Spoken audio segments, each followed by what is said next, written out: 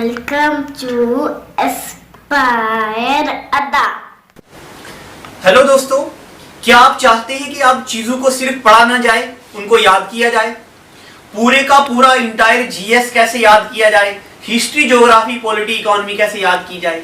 क्या आप जब भी याद करते हैं तो आपको चीजें भूलती हैं? क्या आप लर्न करना चाहते हैं ऐसी चीजों को? पूरे हिमालय की चोटियां ऐसी याद करना चाहते हैं? नामचा, बरवा, कंचनजुंगा, मकालू, बंसालू, ढोलागिरी, हन्ना, पूर्णिमा, बद्रीनाथ, केदारनाथ, त्रिशूलनाथ, क्या आप चाहते हैं ऐसे याद करें? अराकू वैली, हार्सले वैली, लंबा सिंह, अनंथागिरी, तिरुमल्ला, पालकोंडा, वालकोंडा, सिरिसलीम, आंध्र प्रदेश की चोटियां, क्या आप ऐसे ही याद करना चाहते हैं? पूरी दुनिया की करेंसी, रुपी कहां चलता है? रुपी चलता है Maldives, Nepal, Mauritius, Indonesia, Sri Lanka, seashell, Pakistan, India, Ceylon. क्या आप याद करना चाहते हैं दिनार कहां चलता है? Libya, Jordan, Bahrain, Iraq, Serbia, Kuwait, Algeria, Tunisia. इसी तरह से चीजों को दिमाग में बिठाने के लिए आप आज ही सब्सक्राइब करें हमारे एस्पायर अड्डा यूट्यूब चैनल को, और स्क्रीन पे दिए हुए नंबर पे कॉल करके आप एस्पायर अड्डा के ऑफलाइन और ऑनलाइन बैचेस के लिए कुछ भी इंफॉर्मेशन ले सकते हैं। इसमें हम आपको बहुत सारी चीजें ट्रिक के साथ याद करवाएंगे। Thank you and God bless you. Hello friends, welcome. आज हम थ्री डायमेंशनल ज्योमेट्री के बारे में जानेंगे। Introduction to three dimensional geometry क्या होते हैं, हमारे जो एनालिटिकल ज्योमेट्री का एक पार्ट है। थ्री डायमेंशनल मीन्स, जैसे हमने पहले वाले लेक्चर्स में क्या पढ़ा था, हमने टू डायमेंशन का पढ़ा था सिर्फ, ठीक है। मीन्स कोई प्लान के बारे में पढ़ा था हमने, मीन्स प्लान। और आज हम पढ़ेंगे स्पेस के बारे में। कोई चीज़ अगर स्पेस में होगी तो वो कैसे होती। तो इसमें क्या होते हैं, हमारे पास तीन डायमेंशंस होते हैं। मीन्स अगर हम इसको एक्स एक्सिस मान लेते हैं, इसको वाई एक्सिस मानते हैं, and this is Z axis, ठीक है। ये एक्सिस क्या होते हैं, मीन्स एक दूसरे के परपेंडिकुलर होते हैं। जैसे ये यहाँ 90 डिग्री का एंगल बन रहा है, वैसे इसके बीच में भी 90 डिग्री का एंगल होता है और इसके बीच में भी 90 डिग्री का एंगल होता है। बस इसमें आपको एंगल 90 डिग्री का यहाँ नहीं दिख रहा है, क्योंकि ये जो लाइन होती है, ये कोई भी एक लाइन जो होती है वो सीधा परपेंडिकुलर होती है, ठीक है। ऊपर मीन्स 90 डिग्री का एंगल सीधा ऊपर के लिए बनाती है, तभी हम पेज पे इसको परपेंडिकुलर तभी शो नहीं होता हमसे। तो ये जो होते हैं थ्री डायमेंशंस होते हैं हमारे पास, या एक्सिस भी कहते हैं इनको, X axis, Y axis and Z axis. तो यहाँ ये प्लेन होते हैं। एक प्लेन ये आ जाता है हमारा, एक्स वाई प्लेन हो जाता है, एक वाई जेड प्लेन होता है और एक एक्स जेड प्लेन होता है। ये जो तीन प्लेन्स होते हैं, ये क्या करते हैं, जो हमारा स्पेस होता है उसको 8 पार्ट्स में डिवाइड कर देते हैं, जिनको हम ऑक्टेंट्स कहते हैं, ठीक है। तो ठीक है, ऑक्टेंट्स ये 8 पार्ट्स में इसको डिवाइड करता है, जिसको हम फिर नंबरिंग करके करते हैं कि फर्स्ट ऑक्टेंट कौन सा है, सेकंड ऑक्टेंट कौन सा है, थर्ड वाला कौन सा है। तो वैसे आगे कंटिन्यू करते हैं। उसके बाद अगर हम कोई पॉइंट आ जाता है हमारे पास, सपोज करो कोई पॉइंट यहाँ लाई कर रहा है, मीन्स स्पेस में कोई पॉइंट है, तो उसको अगर हमने डिनोट या मेंशन करना है कि उसको रिप्रेजेंट कैसे करेंगे, तो इसको रिप्रेजेंट कैसे करते हैं, हम पहले एक्स वाला एक्सिस ले लेते हैं। सपोज करो एक्स की वैल्यू कुछ होगी, उसमें वाई की वैल्यू कुछ होगी और जेड की वैल्यू कुछ होगी। तो मीन जनरली उसको हम एक्स वाई जेड से डिनोट करते हैं। एक्स जैसे जो फर्स्ट एक्सिस आ गया, second axis and third axis, किसी भी पॉइंट को हम ऐसे रिप्रेजेंट करते हैं। नेक्स्ट आ जाता है हमारे पास डिस्टेंस। जैसे हमने टू डायमेंशन में डिस्टेंस पढ़ा था, दो पॉइंट्स के बीच में, डिस्टेंस बिटवीन टू पॉइंट्स। अगर कोई दो पॉइंट्स हमारे पास स्पेस में दिए हैं तो उनके बीच में डिस्टेंस कैसे निकालेंगे। सपोज करो यही हम ले लेते हैं, अगर हम इसको x1 मान लेते हैं, इसको y1 मान लेते हैं और इसको z1 मान लेते हैं, और कोई पॉइंट सपोज करो हमने यहाँ ले लिया, जिसको हम x2, y2 एंड z2 मान के चलते हैं। तो इनके बीच में जो डिस्टेंस होगा वो हम डिस्टेंस फार्मूला से यूज़ करेंगे, जैसे टू डायमेंशन में हमने किया था, सेम वैसा ही है, उसी के जैसा है। बस उसमें हमारे पास 2 कोऑर्डिनेट्स होते थे, सिर्फ 2 कोऑर्डिनेट्स होते थे, इसमें 3 हैं। तो डिस्टेंस क्या आ जाता है हमारे पास, डिस्टेंस इक्वल टू ये होता है under root x2 minus x1 का होल स्क्वायर प्लस x2 नहीं, यहाँ y2 माइनस y1 का whole square and plus z2 minus z1 का होल स्क्वायर। ठीक है, तो कोई भी अगर क्वेश्चन दिया हो जिसमें डिस्टेंस के रिलेटेड हो, वो पहले आपको चेक करना है कि क्या ये 2 डायमेंशन में दिया है या 3 डायमेंशन में दिया है। अगर 2 डायमेंशन में दिया है तो आपने इतना वाला फार्मूला यहाँ तक लगाना है, ठीक है, और 3 डायमेंशन में दिया हो तो फिर z तक आपने आगे इंक्लूड करना है। तो इसमें देखेंगे हम एक एग्जाम्पल लेंगे तो उसके बेसिस पे हम समझेंगे कि डिस्टेंस कैसे निकालना है। तो क्वेश्चन है find the distance between 235 and 431। Solution, अभी हमने देखा डिस्टेंस फार्मूला क्या है हमारे पास,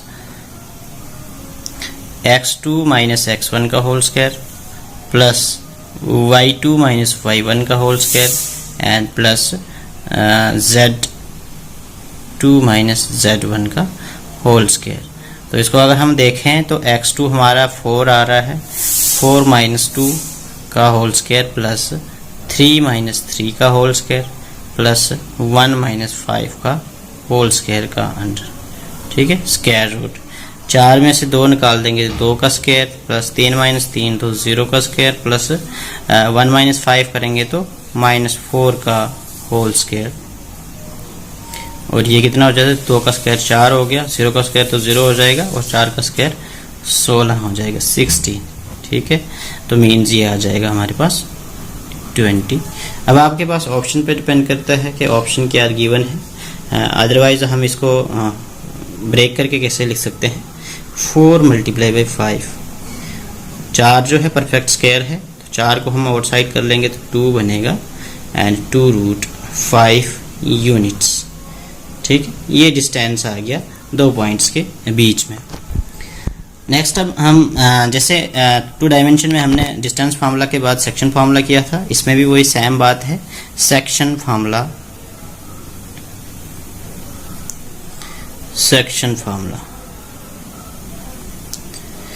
तो सेक्शन फार्मूला क्या है, इसमें भी सेम वही है, आपके पास 2 पॉइंट्स दिए होंगे, इसमें भी इंटरनल होगा, एक्सटर्नल होगा और मिड पॉइंट होगा। तो हम उसी के बेसिस पे हम भी पढ़ेंगे। पहले बात करते हैं इंटरनल सेक्शन फार्मूले की। इंटरनल सेक्शन फार्मूला मींस अगर आपके पास कोई 2 पॉइंट्स दिए हैं और उनको जैसे स्पेस में कोई 2 पॉइंट्स दिए हैं, means x1 y1 and z1 and x2 y2 and z2। ठीक है, ये एक लाइन उनको ज्वाइन करती है और मान लेते हैं कि इसको बीच से हम कहीं किसी पॉइंट से कट कर देते हैं और वो रेशो भी गिवन होती है हमारे पास। सपोज करो रेशो m है, n है, अब कुछ भी ले सकते हो, इसमें m1 रखो, m2 रखो, m रखो, n रखो, उसी के बेसिस पे हमने फार्मूले को यूज़ करना है। तो इस वाले पॉइंट का जो कोऑर्डिनेट होता है, सपोज करो हम उसको x y z से डिनोट करते हैं, तो वो क्या आ जाएगा हमारे पास, वो कोऑर्डिनेट। तो देयरफॉर यहाँ से अगर हम सेक्शन फार्मूले की बात करें तो X Y Z equal to X वाले कोऑर्डिनेट क्या हो जाएंगे, m। मैंने बोला था आपको कि फर्स्ट वाला और फिर सेकंड लेना होता है, तो इसमें भी वही लेना है, x2 प्लस फिर n लेंगे और x1 upon m plus n। वैसे फिर नेक्स्ट आ जाएगा हमारे पास m and y2 plus n y1 upon m plus n and last वाला आ गया m, z पार्ट लेना हमने, z2 plus n z1 upon m plus n। ये जो है इंटरनल मींस अगर हम किसी को बीच अंदर से मींस लाइन के पॉइंट जो है वो लाइन के अंदर लाई कर रहा है, तो उस वजह से अगर हम काटें तो इसको हम इंटरनल सेक्शन फार्मूला कहते हैं। सेम इसी के बेसिस पे हम एक्सटर्नल सेक्शन फार्मूला करेंगे। और फिर मिड पॉइंट का तो आपको पता ही है कि हमने m को n के बराबर लेना मींस 2। ठीक है, जैसे अब हम एक्सटर्नल की बात करते हैं, एक्सटर्नल सेक्शन फार्मूला। तो एक्सटर्नल सेक्शन फार्मूला क्या हो गया कि मींस अगर कोई पॉइंट्स हमने मान लेते हैं ये पॉइंट्स हैं और इसको हम एक्सटेंड करके ले चलते हैं किसी तीसरे पॉइंट पे, तो ये अगर हम इसका एक्स वाई जेड कोऑर्डिनेट रखते हैं, ये कोऑर्डिनेट्स 2 गिवन है हमारे पास, x1 y1 and z1, x2 y2 and z2। और अगर हमने ये पॉइंट, इस पॉइंट के कोऑर्डिनेट निकालने हैं तो वो क्या हो जाएंगे हमारे पास, उसी को हम एक्सटर्नल सेक्शन फार्मूला के मीन्स यूज़ करके करते हैं। इसमें बस आपने प्लस की जगह, जैसे इसमें इंटरनल वाले में हमने प्लस लगाया है तो उसमें आपने माइनस लगाना है, means x2 minus N x1 upon m minus n। फिर y वाला कोऑर्डिनेट क्या आ जाएगा, m y2 minus n y1 upon m minus n। And next आ गया हमारे पास m z2 minus m z1 upon m minus n, ये n है। तो ये हमारा एक्सटर्नल वाला सेक्शन फार्मूला आ जाता है। और फिर वैसे सिमिलरली इसमें मिड पॉइंट फार्मूला भी होता है। तो मिड पॉइंट में हमने क्या करना है, मिड पॉइंट में हम इंटरनल वाला ही लेते हैं, लेकिन डिनोमिनेटर में हम मीन्स m और n बराबर होते हैं, तो डिनोमिनेटर में हम सीधा सीधा क्या लगाते थे, 2 लगाते थे। मीन्स m तो 1 होगा, n भी 1 होगा, तो ये हो जाएगा x2 minus x1 upon m, ठीक है, m x2 plus x1 upon ये 2 हो जाएगा। और वैसे फिर y2 plus y1 upon 2 and next आ जाएगा y नहीं आ जाएगा, z2 प्लस z1 अपॉन 2, या z पहले z1 लिखो, प्लस वाले में कोई दिक्कत नहीं होती है। तो ये आगे हमारे पास x y और z कोऑर्डिनेट के पॉइंट्स, मींस मिड पॉइंट पे क्या आता है, एक्सटर्नली क्या आता है और इंटरनली क्या आता है। तो अब हम इसके बेसिस पे कुछ एक्सरसाइजेज लेंगे, मींस क्वेश्चन करेंगे, प्रैक्टिस करेंगे, तो वहाँ से हमारा जो कंसेप्ट है और क्लियर हो जाएगा। तो क्वेश्चन है हमारे पास, find the coordinates of the point which divide the line segment joining the points. ये पॉइंट्स क्यों है हमारे पास, और इन पॉइंट्स को एक लाइन मीन्स पॉइंट ये कट कर रहा है या डिवाइड कर रहा है। इंटरनली में 2:3 एंड एक्सटर्नली भी 2:3 है। तो हम सोल्यूशन देखेंगे, पहले हम इंटरनली करेंगे। Internally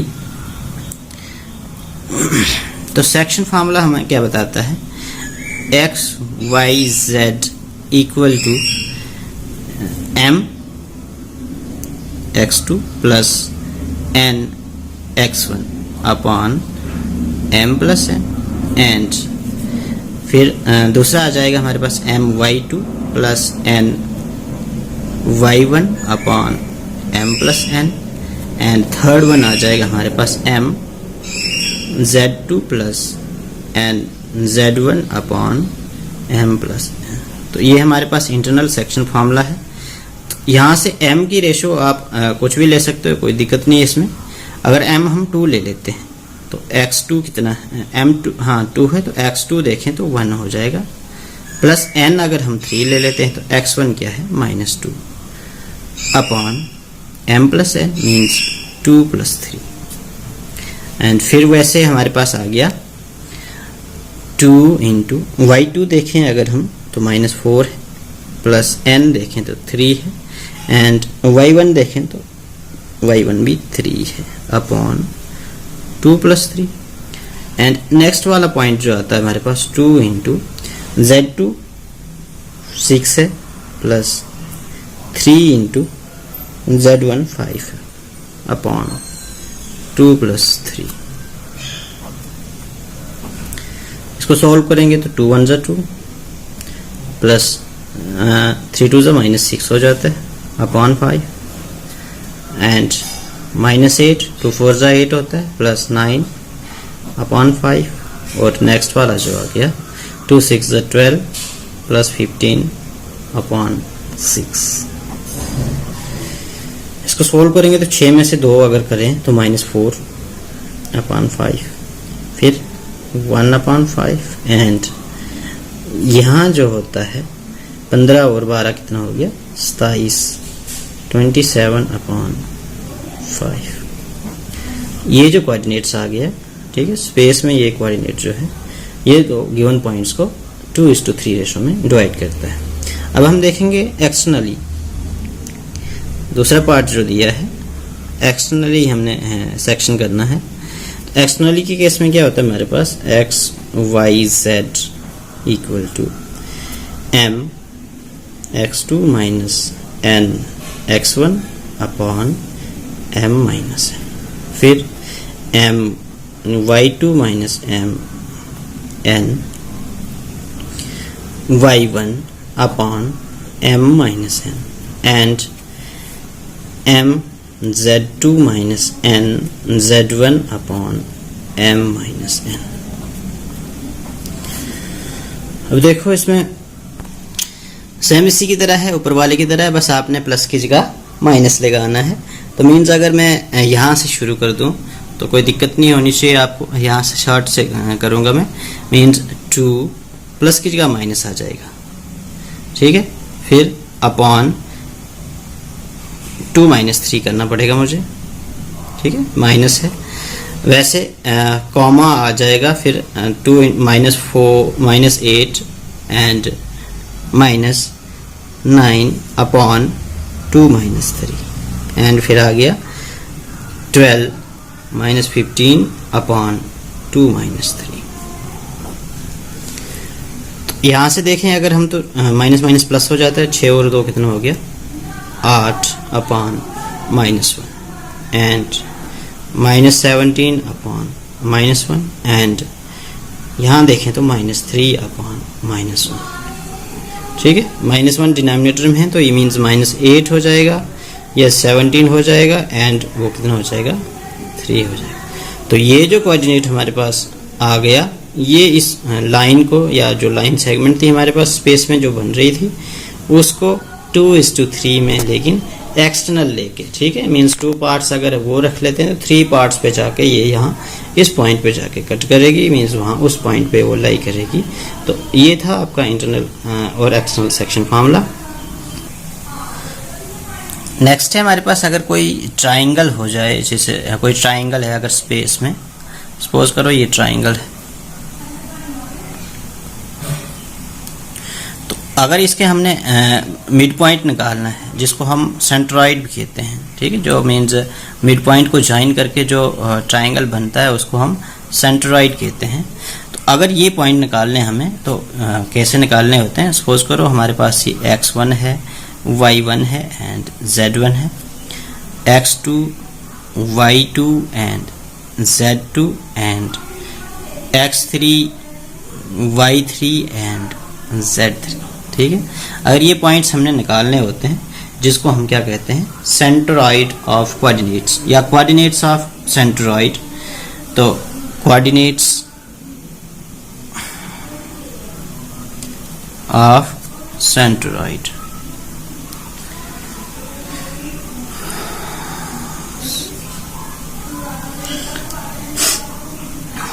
ROID centroid of triangle.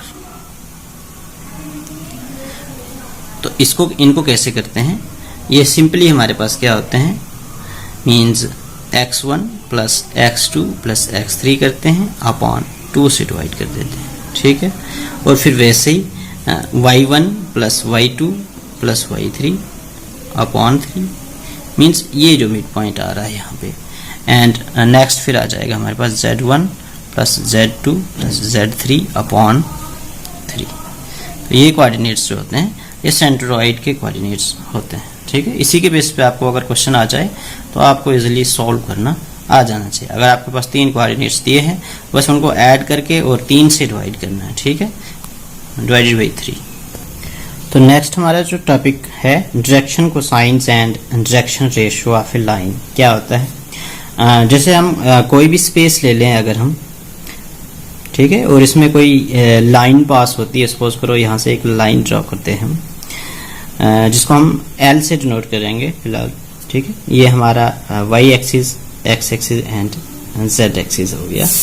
तो ये जो लाइन है किसी भी अब x एक्सिस के रिस्पेक्ट में कोई एक अलग से एंगल बनाएगी, सपोज करो अल्फा मान लेते हैं, y एक्सिस के रिस्पेक्ट में कोई दूसरा एंगल बनाएगी एंड z एक्सिस के या इनके मीन्स डिफरेंट एंगल्स बनाएगी। सपोज करो y के साथ बीटा बनाती है और z के साथ गामा बनाती है। तो ये जो इनके अगर हम कोसाइन ले लेते हैं, कोसाइन समझ रहे हो मीन्स जैसे ट्रिग्नोमेट्री में हमने पढ़ा है जैसे कॉस, ठीक है। इन एंगल्स का अगर हम कोसाइन ले लेते हैं, जैसे कॉस अल्फा या फिर cos beta and cos gamma, ये जो रेशो, ये जो ट्रिग्नोमेट्रिक रेशोज होते हैं, तो इन्हीं को हम क्या कहते हैं, डायरेक्शन कोसाइंस के कहा जाता है। इनको डायरेक्शन कोसाइन, ठीक है। अब देखो हमारे पास क्या होता है, लाइन जो होती है वो दो डायरेक्शन में जा सकती है, मीन्स ऊपर के लिए मीन्स फॉरवर्ड डायरेक्शन में भी जा सकती है या फिर बैकवर्ड डायरेक्शन में भी जा सकती है। तो अब देखो फॉरवर्ड में इसके एंगल डिफरेंट बनते हैं और बैकवर्ड में देखें तो इनके एंगल डिफरेंट बनते हैं, मीन्स सप्लीमेंट्री उसका होगा। जैसे अगर फॉरवर्ड में बीटा एंगल बन रहा है, सप्लीमेंट्री में क्या हो जाएगा, 180 माइनस बीटा। वैसे अल्फा अगर एक्स एक्सिस पे उसका फॉरवर्ड के लिए अल्फा बन रहा है, तो बैकवर्ड के लिए क्या बन जाएगा हमारे पास, 180 माइनस अल्फा। तो ये जो डिफरेंसेस आते हैं, इनको अगर हमने सेम करना हो तो क्या, इसका मतलब ये हो गया कि हमारे पास जो है दो डायरेक्शन के साइंस आते हैं। तो अगर हमें सिंगल डायरेक्शन को साइन चाहिए होता है, सिंगल डायरेक्शन को साइन अगर हमें चाहिए, तो हमें क्या पता होना चाहिए, हमने पहले लाइन की डायरेक्शन को फिक्स करना होता है कि ये इस डायरेक्शन में है। और वैसे ही हम उन जो डायरेक्शन को साइंस होते हैं जो यूनिक वाले होते हैं, यूनिक डायरेक्शन को साइंस, उनको हम एल एम एन से डिनोट करते हैं, एल एम एंड एन, ठीक है। तो एक दूसरी बात ये क्या बोल रहा है कि अगर सपोज करो कि कोई लाइन हमारे पास ओरिजिन से पास नहीं होती, सपोज करो वो यहाँ से पास होती है, तो हम क्या करते हैं, इसके पैरेलल एक लाइन ड्रॉ करते हैं जो ओरिजिन से पास हो, और फिर इसके जो डायरेक्शन कोसाइंस हैं उसी के प्रोपोर्शन लेते हैं। तो प्रोपोर्शनल लिए जाते हैं, और फिर हम एक डायरेक्टेड लाइन लेते हैं, वही बोला मैंने, ओरिजिन से, और उसके डायरेक्शन जो होते हैं उसके पैरेलल होते हैं। तो कोई भी तीन नंबर जो होते हैं इस डायरेक्शन को साइन के प्रोपोर्शनल अगर होते हैं, तो उन्हीं को हम क्या कहते हैं, डायरेक्शन रेशियो कहा जाता है, डायरेक्शन रेशियोज, ठीक है। तो हम देखेंगे डायरेक्शन को साइंस और डायरेक्शन रेशियोज का क्या जो है रिलेशन है। जैसे मान लें कि अगर हम if L M and N are direction cosines of a line and ABC are direction ratios है, ठीक है। and ABC जो हैं उसके direction ratios हैं, direction ratios, then हमारे पास एक रिलेशन आ जाता है, A equal to lambda L and B equal to lambda M and C equal to lambda N। कोई भी मीन्स लैम्डा जो है कोई रियल नंबर हो सकता है, नॉन जीरो रियल नंबर, ठीक है, जीरो नहीं हो सकता। तो हमारे पास सपोज करते हैं कि late ABC be direction ratios of a line and LMN are the direction ratios direction cosines of then, या हमारे पास ऐसे भी होता है, अगर हम इसको डिवाइड कर लें तो A अपॉन L, या नहीं, L upon A equal to M upon B equal to N upon C। तो ये मीन्स बराबर होते हैं सारे। सपोज करो किसी K या K जो है ये कांस्टेंट नंबर है कोई, तो कांस्टेंट के बराबर आ जाएंगे, या फिर यहाँ से हमें वही फिर मिल जाता है L इक्वल टू A के, M इक्वल टू B के and N equal to C के। और इनके बीच में एक रिलेशन ये भी है कि L square plus M square plus N square जो होता है हमारे पास 1 के बराबर होता है। तो अगर हम यहाँ से इसको लेके चलें तो K square A square plus B square plus C square equal to 1। तो यहाँ से हमारे पास जो के आ जाता है, मीन्स जो कांस्टेंट है वो क्या हो जाता है हमारे पास, plus minus 1 upon under root A square plus B square plus C square बन जाता है। और वैसे ही हम हैं जैसे एल एम और एन की वैल्यू निकाल सकते हैं, एल आ जाएगा plus minus A upon A square plus B square plus C square. फिर वैसे एम आ जाएगा हमारे पास plus minus B upon A square plus B square plus C square. And फिर एन आ गया plus minus C upon A square plus B square plus C square. तो ये आपको ध्यान रखना है कि अगर हमने डायरेक्शन को साइंस निकालने हैं, ठीक है, फर्स्ट कोऑर्डिनेट के रिस्पेक्ट में, सेकंड कोऑर्डिनेट के रिस्पेक्ट में और या फिर थर्ड कोऑर्डिनेट के रिस्पेक्ट में, तो हमने कैसा करना है। तो इसके बेसिस पे हम एग्जांपल एक लेके चलेंगे, तो वहाँ से हमारा जो कंसेप्ट है वो क्लियर हो जाएगा। जैसे क्वेश्चन है, if A line has direction ratios 2, -1 and -2 दिया है, तो हमने डायरेक्शन को साइंस निकालने हैं। तो डायरेक्शन को साइन क्या आ जाएंगे, solution direction cosines means LMN जो है वो क्या आ जाएगा, L इक्वल टू, हमने फर्स्ट वाला लेना होता है 2 अपॉन, और फिर इसी का स्क्वायर इसका प्लस इसका मींस 2 का स्क्वायर प्लस -1 का स्क्वायर प्लस -2 का स्क्वायर, ठीक है, ये L आ गया। फिर M निकालना हो तो 2 नहीं आ जाएगा, यहाँ -1 अपॉन 2 का स्क्वायर प्लस -1 का स्क्वायर प्लस -2 का होल स्क्वायर, एंड फिर n आ जाएगा हमारे पास -2 अपॉन 2 का स्क्वायर प्लस -1 का स्क्वायर प्लस -2 का स्क्वायर। और इनको सबको जब हम सॉल्व करेंगे तो वो हमारे पास आ जाएंगे हमारे यहाँ 2/3 -1/3 एंड -2/3। तो ये जो है ये क्या हमारे पास, ये डायरेक्शन कोसाइंस आ गए हमारे पास। अगर हमारे पास डायरेक्शन रेशियोज दिए हैं तो हम डायरेक्शन कोसाइंस निकाल सकते हैं। एक इम्पॉर्टेंट बात ये है, एक इम्पॉर्टेंट पॉइंट जो है, जो डायरेक्शन कोसाइंस होते हैं हमारे पास, उनका जो रिलेशन होता है वो क्या होता है, L का स्क्वायर प्लस M का स्क्वायर प्लस 1 का मींस N का स्क्वायर जो होता है वो हमेशा 1 होता है। तो ठीक है, ये ध्यान रखना है आपने। जो भी हमने डायरेक्शन कोसाइन निकाले हुए हैं, तो अगर पीछे जो क्वेश्चन किया है उसमें आप चेक कर सकते हो, उन सबका स्क्वायर करोगे और फिर ऐड करोगे तो वो हमेशा हमें 1 मिलेगा। उसके बाद नेक्स्ट टॉपिक है हमारा direction cosines of A line passing through 2 points, ठीक है, direction cosine of A line passing through 2 points.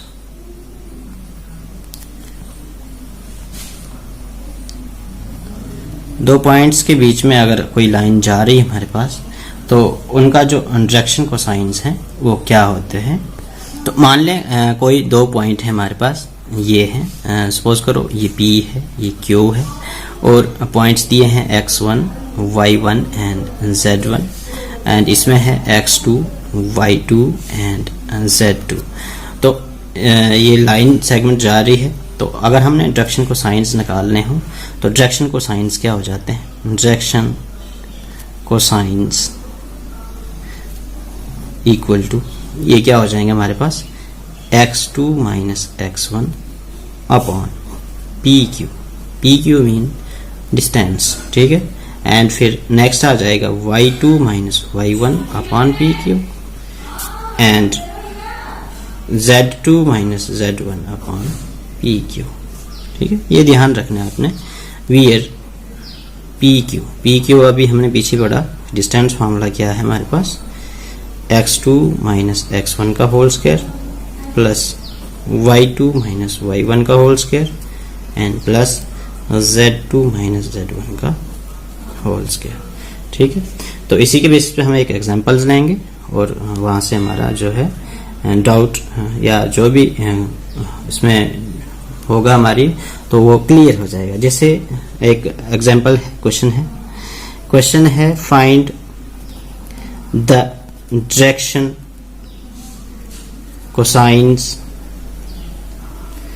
of the line passing through the point, the 2 points -2, 4 and -5 and 1, 2 and 3। तो अभी हमने देखा कि डायरेक्शन कोसाइन क्या हो जाएंगे, solution direction cosines x2 minus x1 देखा हमने अपॉन डिफरेंस लेना है, ठीक है, मीन्स PQ, फिर y2 minus y1 upon PQ and z2 minus z1 upon PQ। x2 हमारे पास क्या है, 1 है, means 1 minus N minus plus हो जाएगा 2 अपॉन। अब देखो पी क्यू लेना हमें, तो पी क्यू पहले हम अगर निकाल दें तो पी क्यू देखना, पी क्यू हो गया हमारे पास x2 माइनस x1 है, x2 देखें तो 1 है एंड प्लस 2 हो जाएगा का होल स्क्वायर प्लस 2 माइनस 4 का होल स्क्वायर प्लस 3 माइनस और माइनस प्लस हो गया 5 का होल स्क्वायर। मीन्स ये क्या हो गया, कितना हो गया 3 3 9 प्लस 4 माइनस 2 करेंगे 2 2 4 प्लस 5 8 8 64 होता है। और इसको हम सबको ऐड करेंगे तो हमारे पास कितना हो जाएगा 7 एंड 6 और 1 7 77। मीन्स जो पी क्यू है हमारे पास 77 निकल रहा है। तो अब हम इसको इजीली यहाँ पुट कर सकते हैं 77 एंड नेक्स्ट आ जाएगा y2 माइनस तो 2 माइनस 4 कितना हो गया -2 अपॉन 77 एंड z2 माइनस तो ये 8 upon 77 means 3 upon 77 minus 2 upon 77 and 8 upon 77 root में। तो ये जो है हमारे पास ये क्या है डायरेक्शन कोसाइंस हैं। तो इनको आप वेरीफाई भी कर सकते हो। अगर इनका हम स्क्वायर ले लें और फिर ऐड करते हैं तो हमारे पास ये 1 के बराबर आ जाता है। तो आज का इतना ही, कल इसके आगे हम कंटिन्यू करेंगे। Thank you. जितनी भी सोशल मीडिया साइट्स हैं, यानी कि फेसबुक हो, इंस्टाग्राम हो, टेलीग्राम हो, व्हाट्सएप हो, ट्विटर हो, इन सारी सोशल मीडिया साइट में इंस्पायर अड्डा चैनल मिलेगा। तो इसके अलावा आप यूट्यूब पे हमें फॉलो कीजिए। हमारे जो टेलीग्राम और व्हाट्सएप के ग्रुप है वहां पे लाइव टेस्ट चलता है। आप टेस्ट को एनरोल करने के लिए आप हमारे व्हाट्सएप ग्रुप में आ जाइए, नंबर हमारे आपके पास है। और अगर आप घर बैठ के कंप्लीट कोर्स की क्लासेस एंजॉय करना चाहते हैं, हमारी एंड्रॉइड ऐप जो कि बहुत जल्द लॉन्च होने वाली है, उसके अलावा हमारी जो वेबसाइट है आप उस पे हमारे ऑनलाइन पोर्टल पे भी सारी वीडियोस और सारे पीडीएफ नोट्स एक्सेस कर सकते हैं। ये नोट हमने खुद अपने हाथों से लिखे हैं, कोई भी टाइप नोट नहीं है, बेहतरीन नोट्स हैं। Thank you, God bless.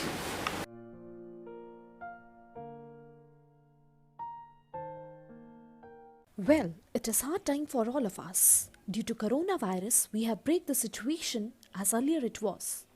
But time never stopped for anyone. But it doesn't mean that we should go out and prepare for all the competitive exam. We can utilize this time by doing self-study and taking help of Aspire Ada YouTube channel. To start with, you need to prepare a proper schedule for all the subject, and without going out, you should complete all the syllabus by yourself. And when the critical situation will end, here you are. Hooray! You are ready for all the competitive exam. Utilize this time until it go. Aspire Ada Institute, best institute in Jammu for all the competitive exams. We care for you.